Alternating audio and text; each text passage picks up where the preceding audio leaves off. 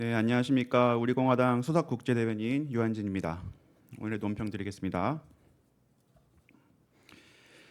문재인 정권이 일본의 와이리스트 배제 조치에 대해 강도 높은 비판의 메시지를 내놓았지만 국민들은 잠자다 일어나 봉창 들기는 소리하고 있다는 현실성 없는 대책이라는 반응입니다. 증권 시장에서도 코스피 지수가 1940선까지 후퇴하고 코스닥 지수도 급락하며 사이드카까지 발동하는 등 국내 증시가 하루 만에 시총 50원가량 증발하였습니다. 문재인 정권이 남북 경협하면 단숨에 일본을 따라잡을 수 있다고 호언장담하고 있지만 쌀을 줘도 싫다 하고 만나자고 해도 무시하고 오늘도 탄도미사일 2발을 쏘아대며 문재인과 우리 국민을 모욕하고 있는 김정은과 무슨 평화 경제를 운운할 수 있단 말입니까? 그동안 조국이 선동하고 민주당이 키우고 언론이 확산하는 국민 감정에만 의존하던 정권이 뜬금없이 김정은만 쳐다보는 남북 평화 경제 해법을 이야기하고 나선 것은 누가 봐도 문재인 좌파 정권의 짝사랑 정책에 불과한 것입니다. 문재인 정권의 황당한 메시지가 나오자 신임 김종원 민정수석은 공직자를 향해 국민 정서에 배치되는 언동에 대해 특별 감찰을 하겠다며 공직자의 비판을 사전 봉쇄하고 나섰습니다.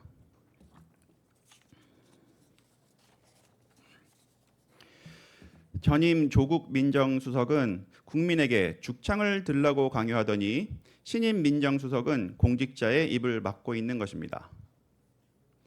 남북 경협으로 일본을 따라잡겠다는 황당한 문재인 정권을 지켜보며 우리 국민들은 얼마나 실망하고 있겠습니까? 우리 공화당은 오늘도 나라와 국민이 참으로 걱정됩니다. 2019년 8월 6일 우리 공화당 국제대변인 유한진입니다. 네, 두 번째 논평 드리겠습니다. 범여권에서 지소미아 파기에 이어 지난 1965년 이후 체결되어 54년 동안 한일 관계를 지탱해온 한일 청구권 협정을 재검토해야 한다는 이야기가 나오고 있습니다. 이는 종북 좌파 정권이 일본의 화이트리스트 배제 조치를 기회로 반일 반정을 선포한 진짜 속내를 드러내고 있는 것입니다. 그들이 아베 정권을 규탄하고 있는 것은 명목상의 이유이고 우파 정당, 우파 언론, 우파 국민을 청산하여 김정은과 함께 대한민국의 자유민주주의 체제를 전복하여 고려 연방제 국가를 건설하겠다는 역적 같은 속셈인 것입니다. 그들은 우리의 건국 대통령인 이승만 대통령과 근대화의 아버지인 박정희 대통령을 부정하고 임정희의 법통을 내세우며 김원봉을 치켜 세우는 세력들입니다. 또한 6.25 전쟁에서 피를 흘린 우리 국군은 관심도 없고 미군의 주둔의 명분을 없앤 뒤 북한의 군사력과 핵 그리고 우리의 경제력을 바탕으로 새로운 정권을 세우려는 수작에 불과한 것입니다. 고 박정희 대통령은 1965년 6월 대일 국교 정상화 회담 결과에 대해 대국민 담화에서 각별한 국제사회의 경쟁 속에서 지난날의 감정에 집착해 있을 수만은 없다고 하시면서 어제의 원수라도 우리의 오늘과 내일을 위해 필요하다면 그들과도 손을 잡아야 한다고 말씀하셨었습니다. 감정보다는 국익을 우선하는 영명한 지도자의 고뇌에 찬 결단이 아닐 수 없습니다. 이후 우리는 한일 청구권 자금을 밑거름 삼아 오늘의 세계 12위권의 경제 대국으로 발돋움해 왔습니다.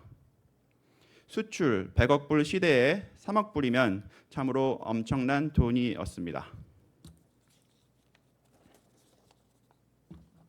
한 나라의 대통령이라는 자리는 국가를 보위하고 국익을 최우선시해야 하며 매 순간 고뇌에 찬 결단을 내려야 하는 막중한 자리입니다. 자유민주주의 체제를 전복하고 고려 연방제로 새로운 나라를 꿈꾸고 있는 문재인 정권은 대통령의 자격이 없습니다. 역사와 국민의 죄를 짓고 있을 따름입니다. 문재인 정권은 반대한민국 세력입니다. 자유대한민국의 헌법 정신에 따라 청산되어야 할 세력입니다. 우리는 더 이상 촛불에 속고 평화쇼에 속아서는 안 됩니다. 문재인 정권의 타도만이 자유대한민국을 지키는 유일한 길임을 다시 한번 천명하고자 합니다. 2019년 8월 6일 우리공화당 대변인